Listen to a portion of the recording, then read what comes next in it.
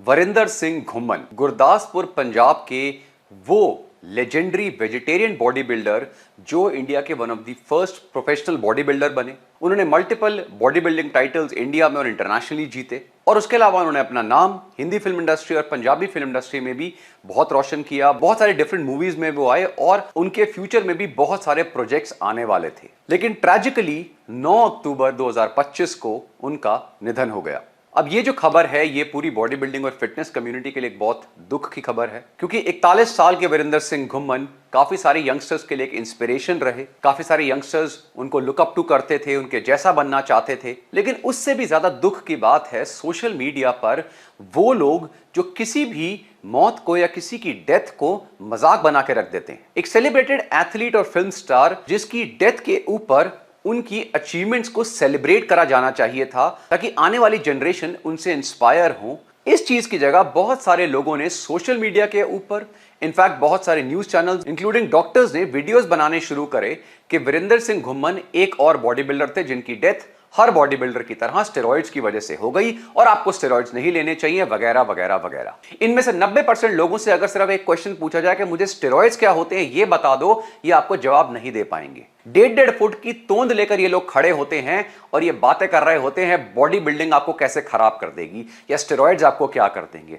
इसमें कोई दो राय नहीं है कि अगर आप स्टेरॉइड्स एब्यूज कर रहे हैं उसके बहुत डेंजरस और हार्मफुल इफेक्ट्स हैं, लेकिन हर चीज का रीजन जस्ट बिकॉज वो इंडिविजुअल कभी स्टेरॉइड से रिलेटेड था उसका रीजन स्टेरॉइड नहीं होता। वरिंदर सिंह घुम्मन की जो ट्रैजिक डेथ हुई है इसका रिलेशन दूर दूर तक स्टेरॉइड से नहीं है और ये मल्टीपल मेडिकल रिपोर्ट्स और एविडेंसेस क्लियरली बताते हैं। वरिंदर सिंह घुम्मन को बहुत समय से शोल्डर में पेन की प्रॉब्लम चल रही थी। उनको रोटेटर कफ में इंजरी थी और बाइसेप टेंडनाइटिस का इशू था, जिसके लिए उन्होंने सर्जरी करवाने का प्लान करा। उससे पहले उनकी प्रॉपर एमआरआई हुई जिसके लिए वो फोर्टिस हॉस्पिटल गए अमृतसर में।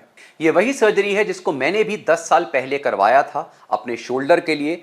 जब मेरा इंफ्रास्पाइनेटस टियर हुआ था उस समय मेरी भी शोल्डर की एक मेजर सर्जरी हुई थी और ये पर्टिकुलर सर्जरी और ऐसी काफी सारी जॉइंट सर्जरी एथलीट्स के अंदर काफी कॉमन होती हैं क्योंकि इंजरीज प्रोफेशनल स्पोर्ट्स का एक पार्ट है। 9 अक्टूबर को वरिंदर सिंह घुम्मन की सर्जरी प्लान थी फोर्टिस हॉस्पिटल अमृतसर में। उससे पहले उनके मल्टीपल टेस्ट करे गए, सारे पैरामीटर्स जब नॉर्मल पाए गए तभी एक इंडिविजुअल को ऐसी सर्जरी के लिए लेकर जाया जाता है। ऑल्सो रिपोर्ट्स ये क्लियरली बताती हैं कि वरिंदर सिंह घुम्मन को कोई भी नोटेड अंडरलाइंग हार्ट प्रॉब्लम नहीं थी, कोई अंडरलाइंग कार्डियोवैस्कुलर इशू नहीं था जिसकी वजह से प्रॉब्लम होने के चांसेस थे।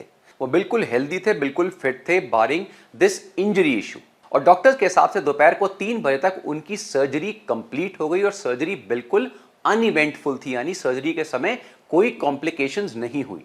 अप्रॉक्सीमेटली 3:35 पे वरिंदर सिंह घुम्मन ने सडन कार्डियक अरिदमिया एक्सपीरियंस किया, यानी इर्रेगुलर हार्ट रिदम शॉर्ट में। इसके बारे में अभी हम और जानेंगे। सर्जरी के बाद अगर कार्डियक अरिदमिया डेवलप होता है, यह काफी डेंजरस हो सकता है और ये किसी भी इंडिविजुअल को हो सकता है, इंक्लूडिंग एनी नॉर्मल इंडिविजुअल। जब ऐसा हुआ तो पूरी डॉक्टर्स की टीम ने उनको रिवाइव करने की कोशिश करी, लेकिन उनको बचा ना पाए और 5:36 पर उनको डेड डिक्लेयर कर दिया गया। वरिंदर सिंह घुम्मन के जो नेफ्यू हैं अमनजोत सिंह घुम्मन, उन्होंने जालंधर में रिपोर्टर्स को बताया कि वरिंदर सिंह घुम्मन को इवनिंग में हॉस्पिटल में हार्ट अटैक हुआ है जिसकी वजह से उनकी मृत्यु हो गई और हॉस्पिटल और इवेंचुअली फैमिली ने भी ये कंफर्म करा कि उनकी डेथ कार्डियक अरेस्ट या हार्ट अटैक की वजह से हुई है। हाउएवर इसके बाद वरिंदर सिंह घुम्मन के रिलेटिव्स और फ्रेंड्स ने फोर्टिस हॉस्पिटल को काफी हद तक ब्लेम करा। उन्होंने ये चीज बोली और जो आप फोटोग्राफ पे भी क्लियरली देख सकते हैं कि वरिंदर सिंह घुम्मन की जो बॉडी थी वो नीली पड़ गई थी और उनके रिलेटिव्स और फ्रेंड्स ने यह बोला कि ये इसलिए हुआ क्योंकि ये मेडिकल नेग्लिजेंस का केस है। उन्होंने वरिंदर सिंह घुम्मन को जिस समय उनको जरूरत थी उस समय उन्हें ध्यान नहीं दिया। उनके फ्रेंड्स ने यह भी कहा कि जिस समय वरिंदर सिंह घुम्मन की कंडीशन खराब हो रही थी डॉक्टर्स ने उनको अनअटेंडेड छोड़ दिया और उनको प्रॉपर मेडिकल केयर जो चाहिए थी उस क्रिटिकल समय में वो नहीं मिली। ऑल्सो उनके फ्रेंड्स और रिलेटिव्स ने जो सीसीटीवी फुटेज है ऑपरेशन थिएटर की, उनकी बाइसेप टेंडनाइटिस का जो ऑपरेशन था उसकी सीसीटीवी फुटेज मांगी।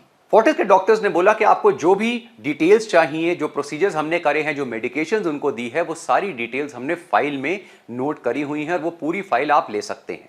हाउएवर सरप्राइजिंगली डॉक्टर्स ने यह भी बोला कि जिस सीसीटीवी फुटेज की आप डिमांड कर रहे हैं वो हम आपको नहीं दे सकते क्योंकि वो ऑपरेशन थिएटर के अंदर अवेलेबल नहीं है। और यहां पे वरिंदर सिंह घुम्मन के जो फ्रेंड्स वगैरह थे उन्होंने प्रॉपर इन्वेस्टिगेशन की जांच की मांग करी है।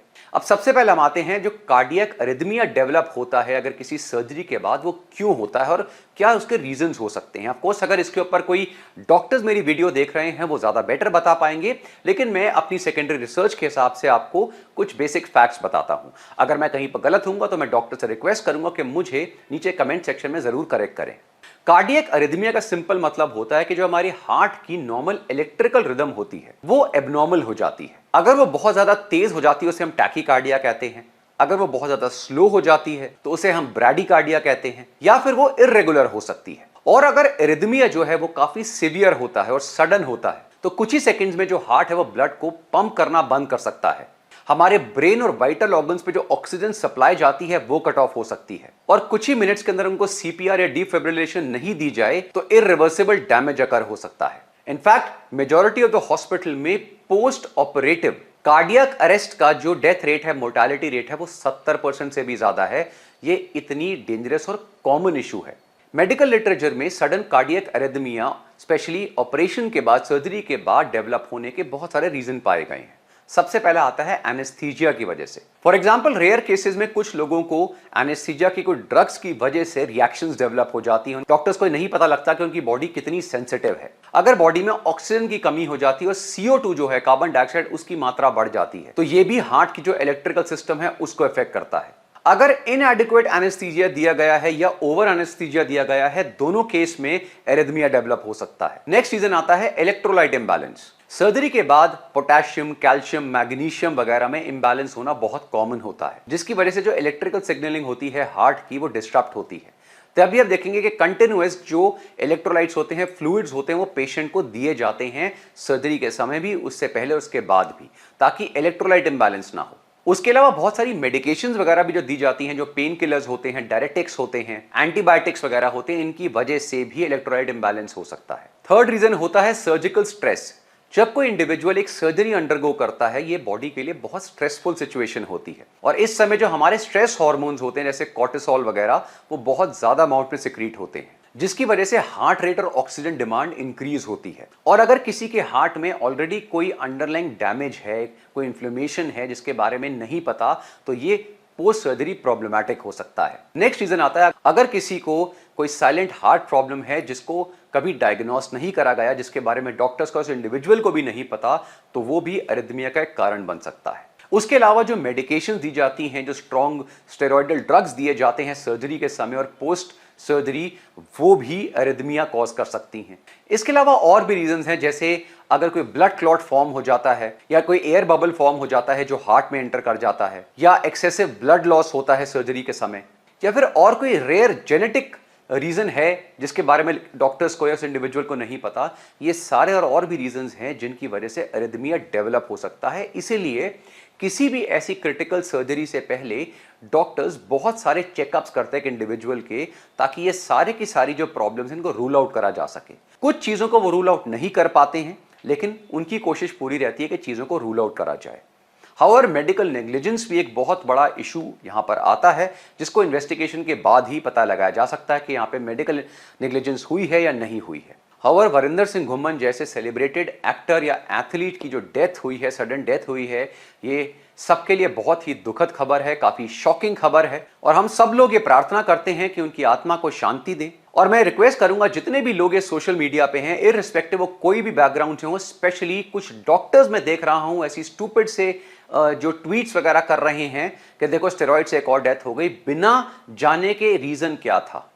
अब तो ये हालत हो चुकी है कि अगर कोई बॉडी बिल्डर सड़क पे चल रहा हो, उसका एक्सीडेंट हो जाए तो सोशल मीडिया पे न्यूज आ जाएगी, देखो मैंने कहा था ना स्टेरॉइड की वजह से एक्सीडेंट होते हैं। इसीलिए प्लीज अगर किसी इंडिविजुअल की ऐसे डेथ होती है, ऐसी ट्रेजेडी होती है, हमें कोई हक नहीं बनता कि हम उस इंडिविजुअल की लाइफ के ऊपर कोई जजमेंट पास करें और उसका मजाक बनाएं। और स्पेशली ये तब जब हमें उसके अंडरलाइंग डेथ का रीजन नहीं पता, क्योंकि इस समय उनकी जो पूरी फैमिली है, उनके फ्रेंड्स हैं, वो बहुत ज्यादा शॉक में होते हैं, बहुत दुखी होते हैं। और ऐसी चीजें जब सोशल मीडिया पे आती है तो उनके जख्मों के ऊपर नमक रगड़ने वाला काम करती है। अगर आपको लगता है कि मैंने इस वीडियो में कोई पॉइंट मिस करा है तो प्लीज कमेंट सेक्शन में जरूर बताएं।